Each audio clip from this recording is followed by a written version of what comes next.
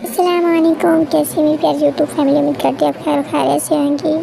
आप मेरा YouTube channel देख रही हैं फ़ातिमा लाइफ। आज मैं एक से 2 साल की बच्ची को यॉक रैंड फ्रॉक का तरीका तैयार हुआ दिखा रही हूँ। ये देखें, मेरे पास 2 कलरों में कपड़ा था, एक प्रिंट और एक सादा प्लेन। और उससे मैंने ऊपर नेक बनाया प्लेन से और नीचे से वो प्रिंटेड कपड़ा। ये मेरे पास लीलन के पीस बचे हुए थे। यहाँ देखिए, मैंने लेस भी लगाई है और पीछे भी इसको चुनटे दिए हैं, आगे भी।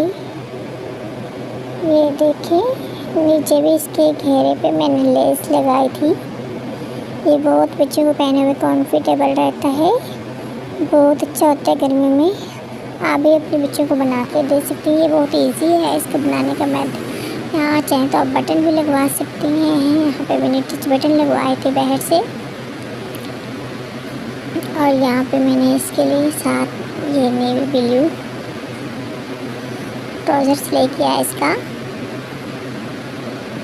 इसके 5 रुपये में भी मैंने लगा ली थी। ये लीजिए मुकम्मल